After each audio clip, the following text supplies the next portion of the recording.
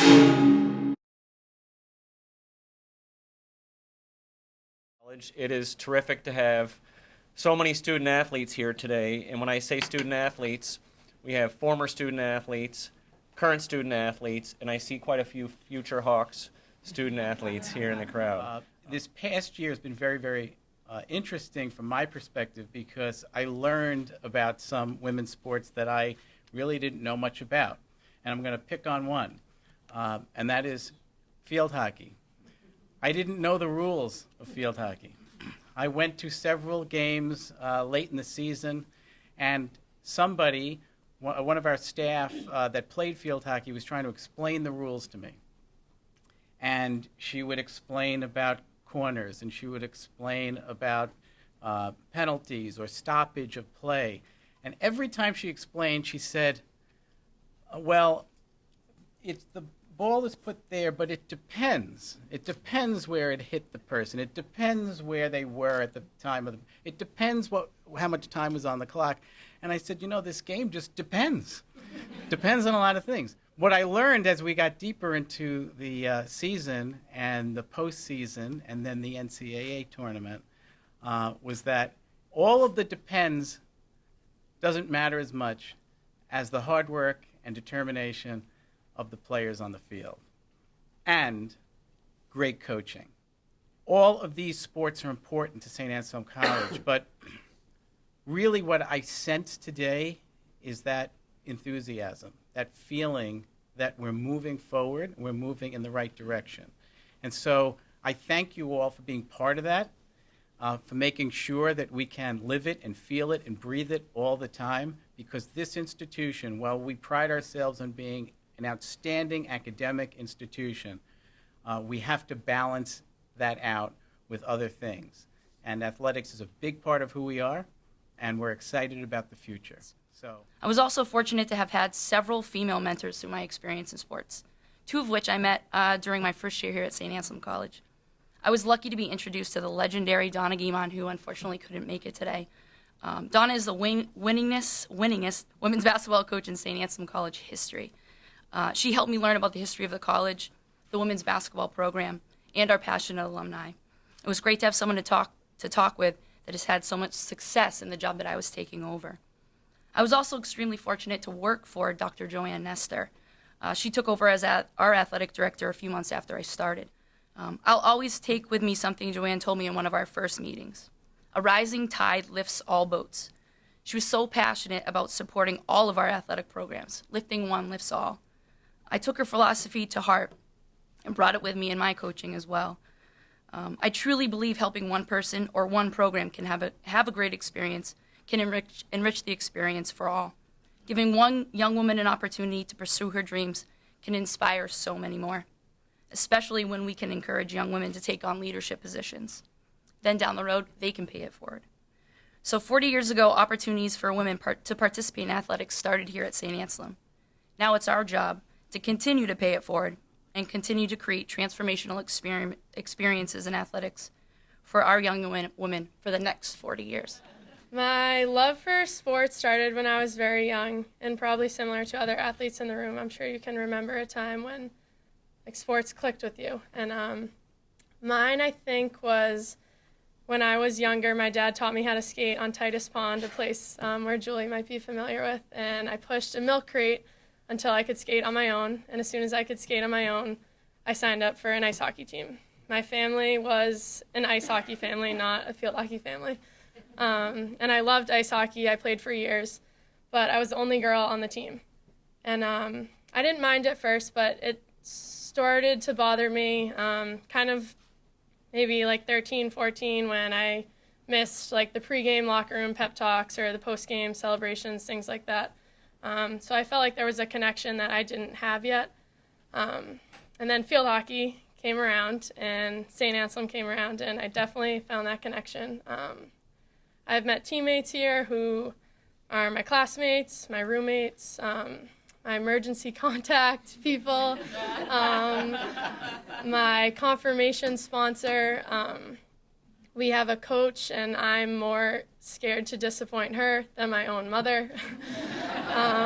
Let's see. And my this past season has really solidified those connections that I know I'll have forever. And I'm not as worried as I was to end my career, because as I've slowly learned, being an alumni to a team is almost as great as being a member of the current team. So I'm very thankful for having the chance to be on a team like that, and I really found those connections, and I know they'll last a while. So I tried to think of the first time I actually met some of my future teammates when I came on my recruiting overnight. So that trip was interesting. I'd already been on a couple, but I think I realized right away that this was really different than all the rest of them. And just after spending, I guess, one day and one night, you kind of realize that these are not going to be just my teammates. They're going to be some of my best friends. They're my roommates in the room also. They're going to be my sisters, but most importantly, they're going to be my family members. So coming in freshman year, I was stepping into a very large set of footsteps that was left behind by my mother. Sorry, Dad.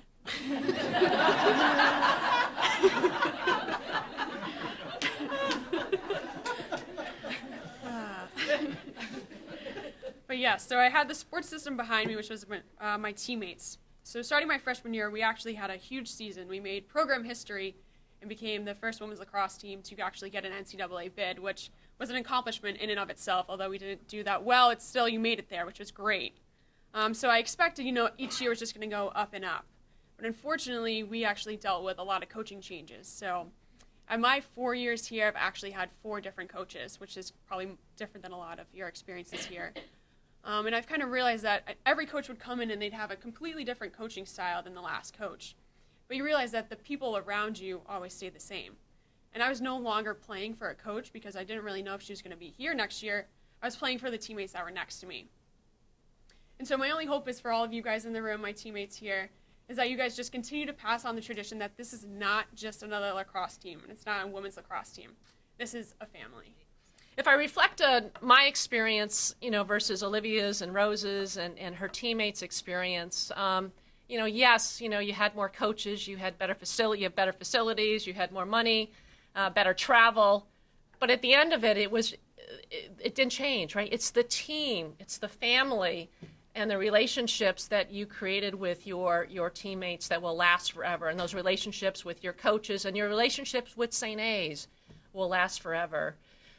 What I will tell you, ladies, is there are a lot of successful people in this room that have played female athletics, and I know you're going to be successful, but it's the attributes that you learn as a student athlete that will carry into your career.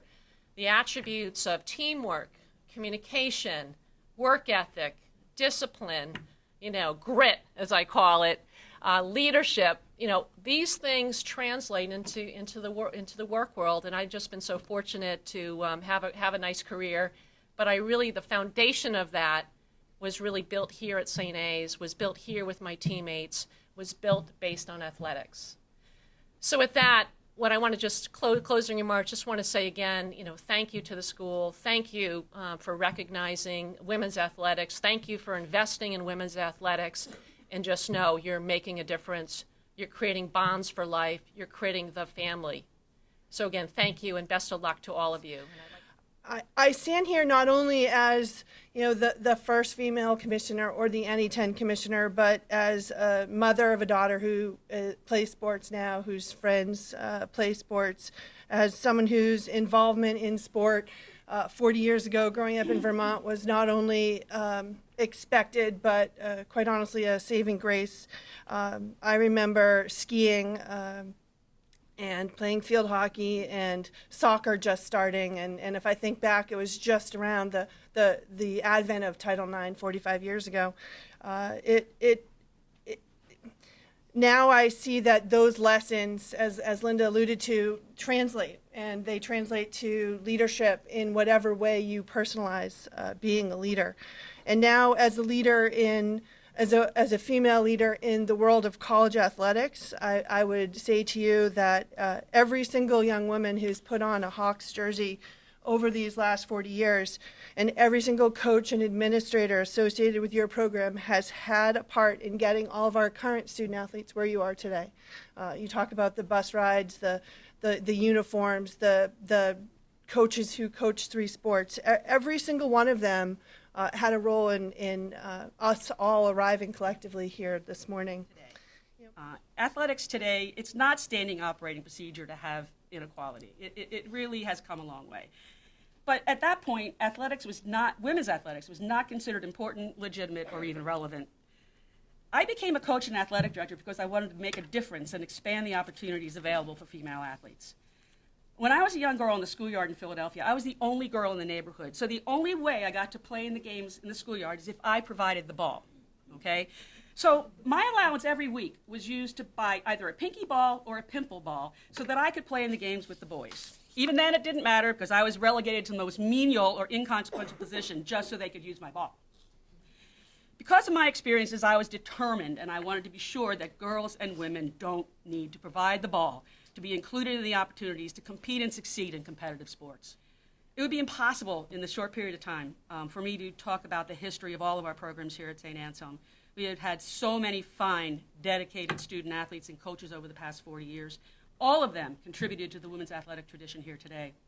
But I do want to recognize our good friend Donna Guimond, the women's basketball coach here from 1976 to 1996. She also served as the associate athletic director and, as you've heard, in several other capacities.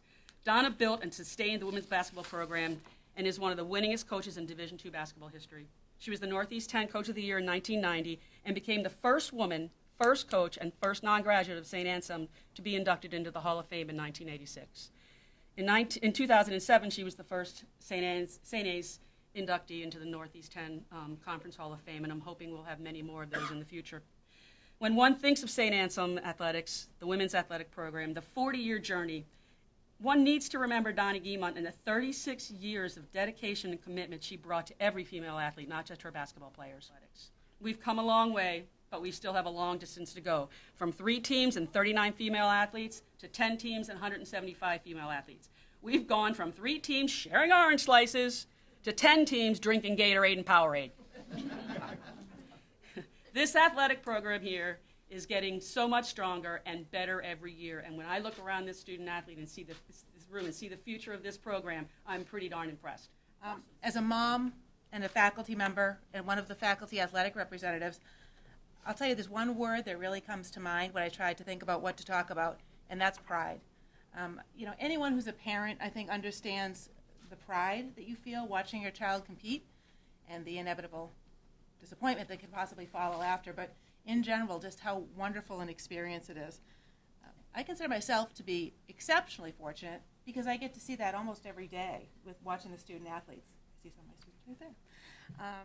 Now, everyone knows that academics comes first at St. Anselm College, right? Especially the student athletes. And I enjoy having student athletes, and thank you for articulating exactly why, Joanne. I mean, they're the most motivated, in general, they're among the most motivated and determined students that I have. And I could share many stats that Courtney has brought along, but really our women student athletes especially are very, very good in the classroom. But I really would like to thank Joanne and all the women athletes who've made this last 40 years possible and made it possible by extension for me really to participate here in the college in women's athletics.